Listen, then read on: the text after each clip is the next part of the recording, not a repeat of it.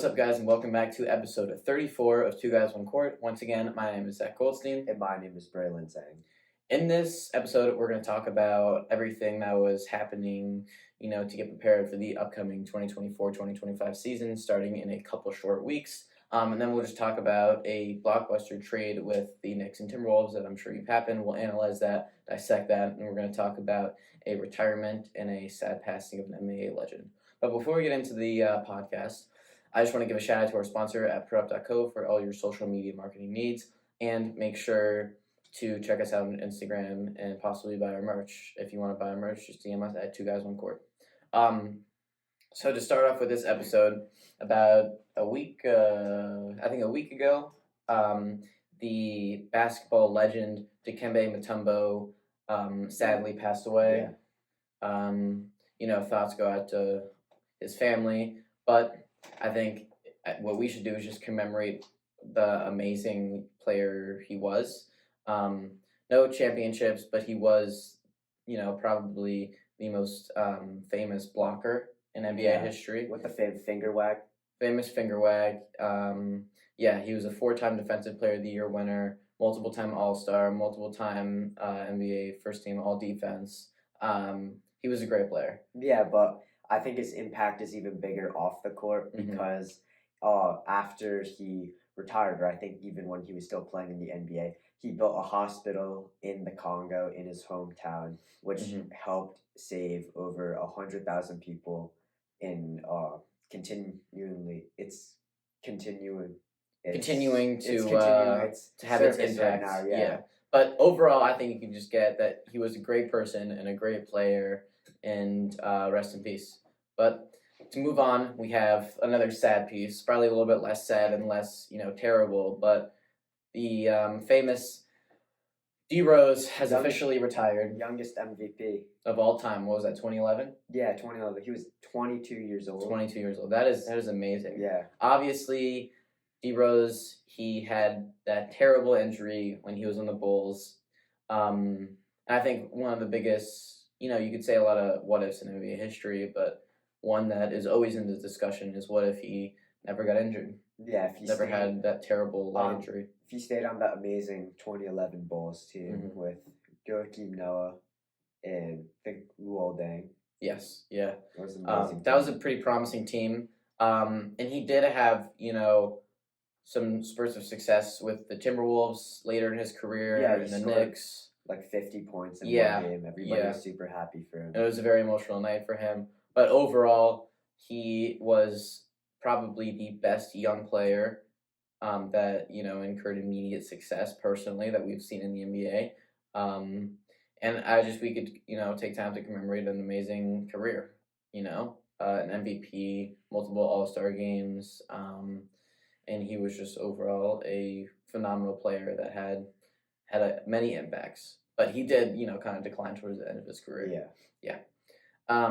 But to move on to our blockbuster trade, do you want to talk about this? Yeah, so basically what happened a couple days ago, Karl Anthony Towns got traded to the Knicks in exchange for Dante DiVincenzo and Julius Randle to the Wolves. They'd also involved the Hornets, but that was just a little bit of money stuff. So nobody really cares about that. Yeah. It's, not obviously the Hornets are going to be terrible. But these are two phenomenal teams that are expecting to be in their respective conference finals. Yeah, I absolutely expect the Knicks to be in the conference finals this year, and same with the Timberwolves. Yeah. So I have one question before we really, really get into this. Who do you think won the trade? I think the Knicks won the trade. Really? Yeah, to analyze it a little bit deeper, the Knicks have amazing perimeter defense right now. Dante DiVincenzo is an amazing perimeter defender, but even if you remove him, their defense is still top tier with players like OG Anunoby. They have Jalen Brunson for some good, just overall amazing point guard. Then instead of Julius Randle, now that they have Karl Anthony Towns, I think playing at center, he's gonna have a lot more time compared to his role being the second center power forward with Rudy Gobert, and he is like the best shooting big man ever. So won that 3-point contest. In 2022. So I think he can add a key piece of offense to the Knicks while his defense isn't as good, yeah, the Knicks won't be lacking any defense whatsoever. So what I think about this trade, I think it was mutually beneficial, but I don't think that it was the best decision on behalf of the Knicks. I don't think that one team particularly won the trade, but all I'm going to say in the Knicks' favor, Cat was the one weak link on that Timberwolves team. He avoided, sacrificing his body on the defensive end. He was a great offensive player, but the Timberwolves have a lot of offense. He was the major weak link on that team, and I think his addition to the Knicks might not change that, but it will definitely help the Knicks. And then the one problem that I'm seeing with the Knicks and their moves in this offseason is that they have no depth anymore. They used to have a phenomenal bench, but losing a phenomenal center like Isaiah Hartenstein earlier in the year, losing just guys like Dante DiVincenzo, and I know he was hurt and kind of injury riddled, Julius Randle, but those are big losses. And listen, they have a better starting five than the Timberwolves, in my opinion. But if they're riddled with injuries like they do constantly because their coach makes them play 40 minutes a game, they're not going to be a good team anymore because they don't have that depth in their bench that they used to have at the beginning of this trade block. But I do think that this was the right move for the Timberwolves too, because again, Cat was the weak link, and Dante DiVincenzo is a great scorer, great 3-point shooter, and Julius Randle is another center that they can replace Cat with, who will sacrifice his body for defensive means. Yeah, that's a very good perspective on that. I really like your thought about Karl Anthony Towns sacrificing his body and stuff. Mm-hmm. And just a note to that, since Karl Anthony Towns is gone now, I think Dante DiVincenzo is an amazing player to space the floor with Anthony Edwards, because he is an amazing 3-point shooter, and it can really help with the floor spacing and ball movement of the Timberwolves. Yeah, but putting all this aside, it was the last big trade of the offseason. Could be the last trade, probably the last trade. And honestly, I think it was mutual beneficial, and I think these teams both got what they kind of wanted, and I think they're going to be set up for a lot of success in this upcoming season. But to go off of that, the preseason has officially arrived. We had media day a couple days, maybe a week ago. Nothing too big happened. No Jimmy Butler incident with his hair or anything like that. But most teams played their first preseason game. And I think we'll start by analyzing the one rookie that people care about, Bronny James. Yeah. Do you want to kind of analyze his first game as a Laker with big pops? I will. So Bronny James did not score many points. He scored one bucket, a 2-pointer. He shot 1 for 6 from the field, which it's a first game, not amazing, but cut him some slack. It is his first game. He got 1 rebound. Good for him. Props. He got 1 assist. Not a bad ratio right there from points to assists. He got 0 steals. He got 3 blocks though, which is very amazing impressive. Defense. Good for him. He was great on the defensive end. And he only did get 1 turnover with 16 minutes on the floor, so not a bad game for how many minutes he played. But yeah, I'm definitely expecting better from someone who is drafted because he was LeBron's son. Yeah, I think overall he did perform the same as he did in the summer league. He performed the same as he did at USC. I don't really see any changes here as he progresses up in levels, which is good to see. Again, I think he played very well in the defensive end, and that's the type of player that he will be. So I think 2 points is respectable. Again, he did play for 16 minutes, but there were some highlights and there were shots that there were good shots that he took that will eventually fall for him. So I guess with these baseline stats, I hope that he'll only go up from here. Yeah, but it was great to see him play with his father. First time ever that this happened for preseason, and I'm just excited to see what they'll do for the regular season. But another note for this Lakers team is that the number 17 pick, their first pick in the draft, was Dalton Knecht, if I'm pronouncing that right. He played a lot better than Bronny, and he had a phenomenal night. I believe he scored like 16, 17 points with a good amount of rebounds and a good amount of assists. I think he could be the steal in this draft. Again, it is only the first preseason game, but I think he played very, very well, and I'm excited to see what he can do. Now moving on to more of a highlight, star pop-out player. We have Mr. Rob Dillingham with the Timberwolves. 21 points, shooting around 50% from the field, and then shooting 50% from three.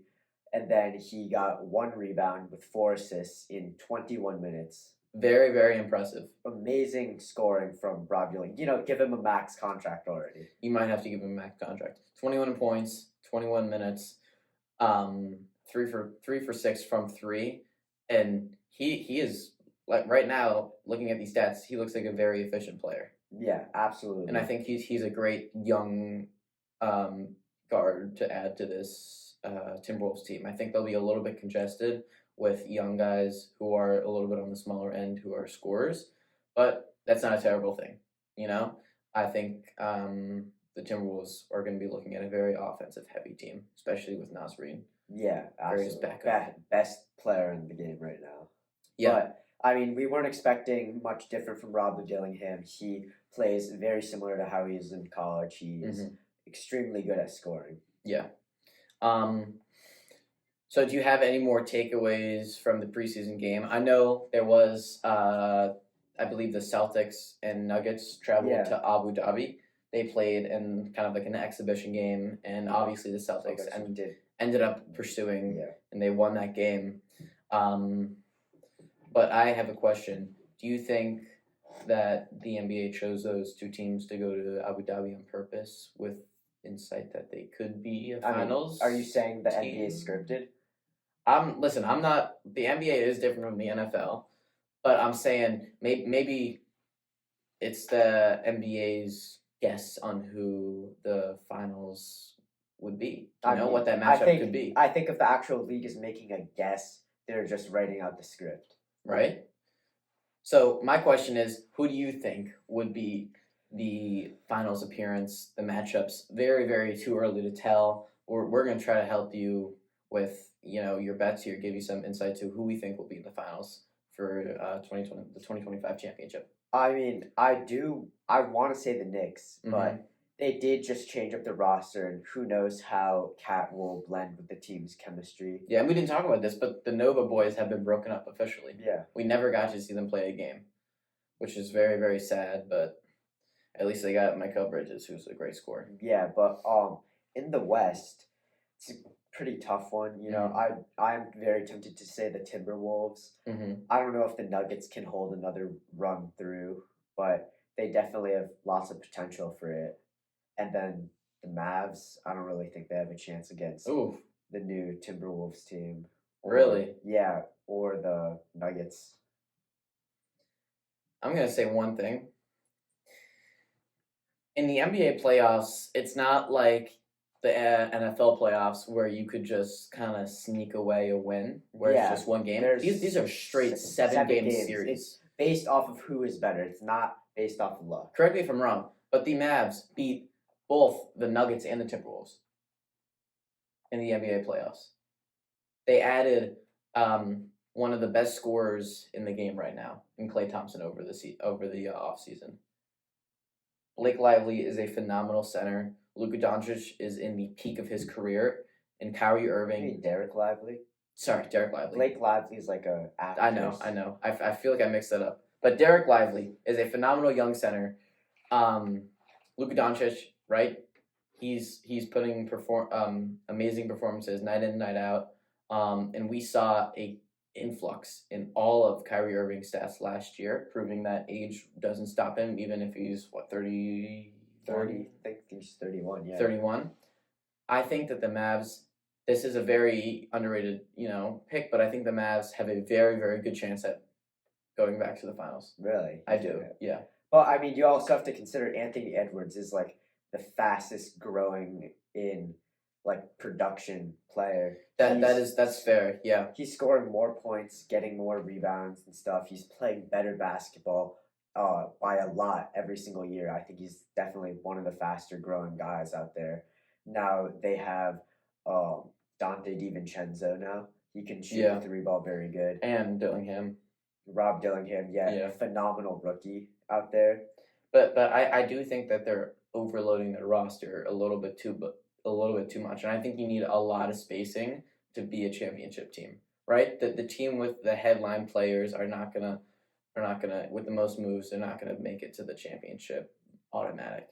I think it's mostly gonna be the teams that have experience in the playoffs, deep runs. The Mavs created that experience last year. I do think that they have a good chance this year.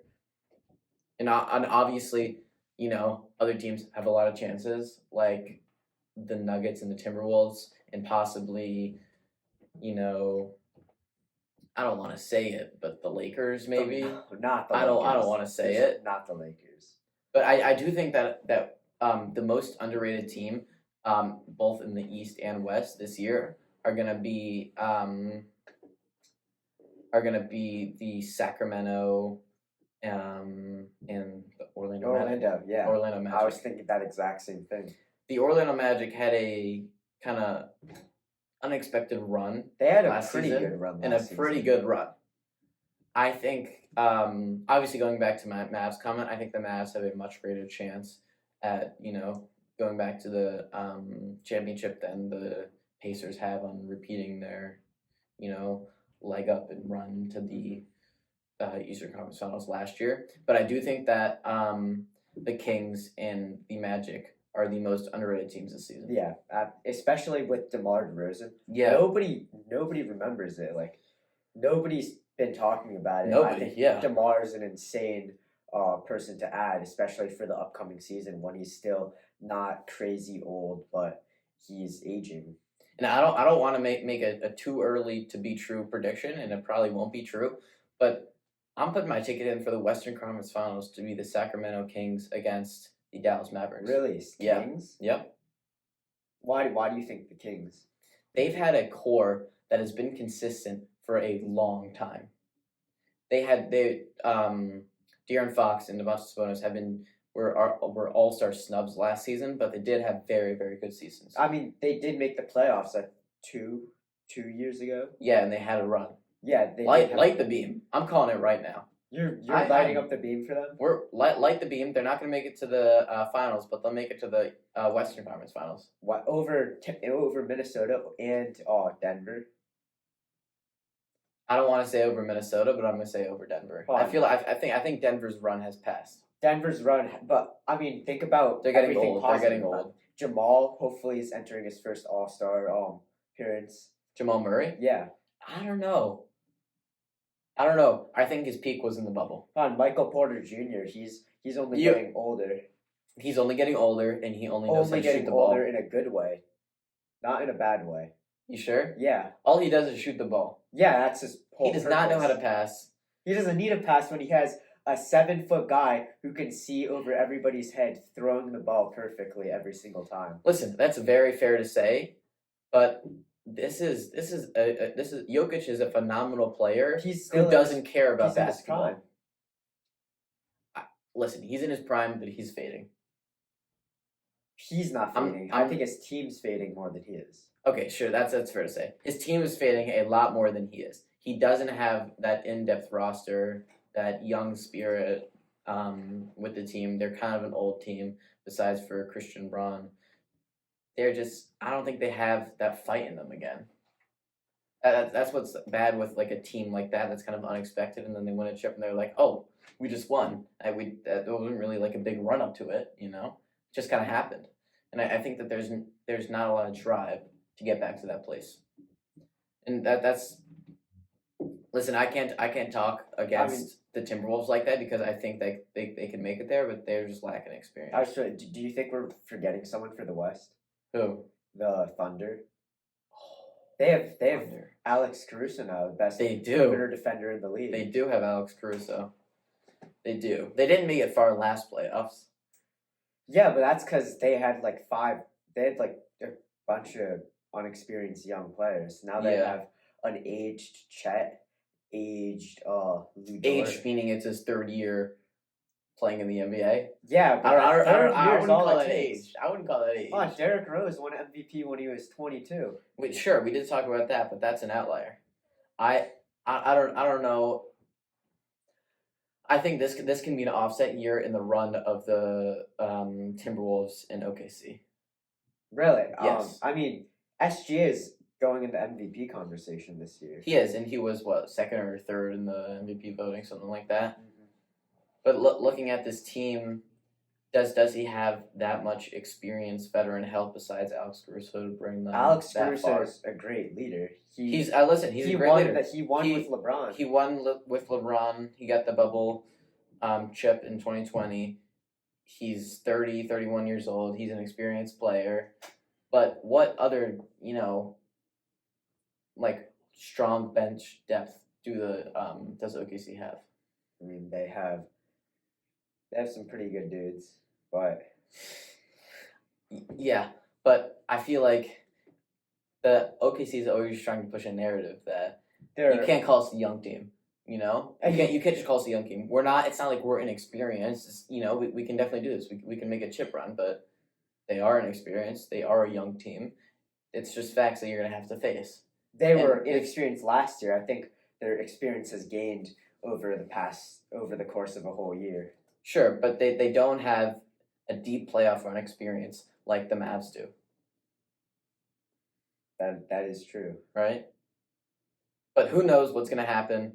We're just two people with two thoughts, and it is way too early to tell. The season has not even started yet. But if there is one thing that we can probably agree on, it's that the top two teams in order in the East are going to be the Celtics and the Knicks. Yeah. We can agree on that. And if they're in the Eastern Conference Finals, I see no reason why the Celtics can't win in 6 or 7 games. I could see why Celtics could win in 7, maybe not 6. The Knicks are really good. Knicks are really good, but if they were set, let's zoom forward to April of 2025 Eastern Conference Finals. Who's gonna win? I don't care in how many games. Who's gonna win? Who is gonna win? The Celtics. I think the Knicks. Really? Yeah. Really? Yeah. I think the Celtics are too much of an experienced team, and they have too much experience with deep playoff runs not to win. They're still in their prime. Jaylen Brown cut off all the magic in media day. The beard's gone. That beard carried him through the playoffs. The beard's gonna grow back. The beard's getting shaved every single week. The beard is gonna grow back.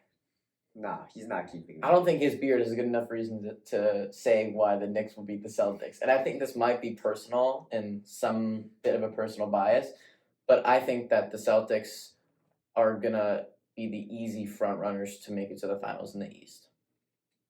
Without injury. Easy front runners. Maybe front runners, but not easy front runners. Easily, they'll make it to the Eastern Conference Finals. Yeah, that's with some struggle, they will make it to the finals. But what do you think about Philly? If you're asking me what I think second round exit. I mean, but there's a reason why Paul George doesn't have rings. There is a reason why Paul George doesn't have rings. Joel Embiid, he did have an MVP season until he got hurt last year. And sure, we could talk about how they have an opportunity. But I just don't see how they can compare to the Celtics or the Knicks and beat them in a 7-game series. That's something that we agree on. Yeah, and I don't see.